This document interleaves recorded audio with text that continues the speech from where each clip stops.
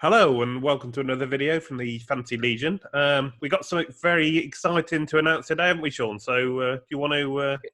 It's amazing news. We've got our draft guide out, and I'm absolutely delighted to say that you can now get this draft guide really for the price of a magazine, to be honest with you, because it's our first year doing it. But we're very proud of it, and the initial response has been excellent, has now. Yeah, it's a very good feedback. So a few of you bought it already. We thank you very much for that. And it's a great way to support the channel. If you like what we do, it's all pretty much been free up till now. So should we talk a bit about what we got available and what's in it? So what you can look forward to. So basically, we've done a rookie guide. So the first part is a rookie guide, which is 30 rookie draft profiles. So all the big hitters. These are all for fantasy purposes only. So it's 30 of the biggest sort of skill players on the that are entering the league, and what sort of player they are, what their strengths and weaknesses. So if you decided, between a couple of players, these sorts of things can give you a good steer. And Sean's also wrote a load of actually rookie profiles for fantasy purposes, haven't you? So. Yeah, I have. Yeah, broken them all down. And as always with these things, what we found a lot of the time, and you'll see this as well, the reaction with the people that have already bought it is how far ahead of the curve this has already been and how the market moves towards us and not the other way around, which I really like about the way we work.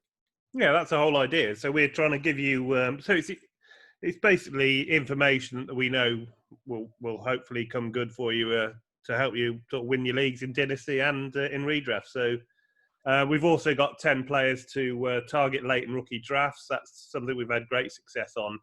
You picked Philip Lindsay, who was not even on the Fantasy Pros list. So we'll go and find you those little gems that can really make a difference to your team. Matt Breeder's been on there, Aaron Jones, Tarek Cohen, all these are late round fives, Kelly Golladay. Yeah, Dalvin Cook to avoid players like James Conner when he was off to get James Conner before the information about Le'Veon Bell even struck. So there's been a lot of big hits here. Yeah, so Sean's now talking about our other guide, which is the No Fluff Fantasy Guide for redraft. So basically, it's all 32 team broken down for fantasy purposes. So we've got their depth charts, we've got some interesting facts about them, we got which ones to target, which ones could break out, and which ones are sort of really deep sleepers that could have an impact. But we've also got our My Guys, the people we like at their draft positions. So this is exclusive. This to the draft guy, these sorts of things, or at least early access to it. We've got sleeper tight ends. We had Mark Andrews, Darren Waller. People weren't even mentioned in these sort of people last year. These were all on hit it. These are all on our tight ends. Yeah, at Austin Hooper. All of them finished in the top 5 tight ends points per game, and we had them as these were all. None of these were in the top 10 to begin with. So we found 3 in the top 5 with some late picks. So we've got that again. Quarterbacks to target late. So we're not normally a fan of taking quarterbacks early. So it's looking for that. We've looked at strength of schedules. We looked at, how the team's progressing and, look how good quarterbacks to target late in your drafts. Look how good the quarterback list has been now. We've had Patrick Mahomes on that list. Drew Lock's been on that list. Daniel Jones has been on that list. Kyler Murray would be on that list. There's so many that we've had on that list that have been successful. Lamar Jackson was on that list. So long before they were successful in the NFL, and that's no fluke. We don't really have many busts on there. We got a do not draft list, so people that are high. Going high in draft, but people we'd avoid and the reasons why. And these are the sort of things you need to know if you're going to be successful in fantasy. We've got 10 sleepers, so people we like that are ADP of 80 below, so people you can pick up later in drafts.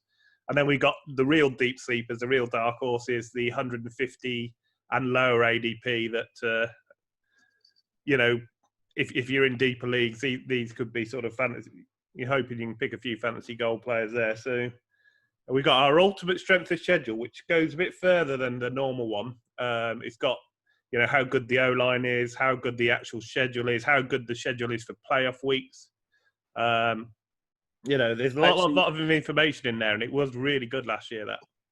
Actually believe that's your greatest piece, in my view, because it absolutely does something I haven't seen anywhere else, which is a lot of the industry people have gone a certain tact and they follow it all together. And what they miss is what Al highlights in that, which is he looks at every facet, including the line, and puts it all together. And it shows some shocks, actually. And he was very accurate with this last year. And it shows you who's got a good schedule for all positions as well. So, again, identifying those players that have got a soft schedule, if you like, and especially during the playoff weeks where, you really need your, players to come good. It's really good to know that sort of thing. He's not going to put, a player 20 slots below another one above him. But if they're similar values, it can help split a tie, basically. If you're undecided between two, look at the strength of schedule because it can help. And there's a little thing as well, isn't there, where you could sort of say, well, you've never seen our draft guide before. It's the first one we've ever done, and you've probably never seen our channel before. And even if you have seen our channel before, why us? And it's very simple. Go back and look at Clyde Edwards-Helaire. Go back and look at Kenyon Drake just for this year and watch how the market has moved towards those predictions.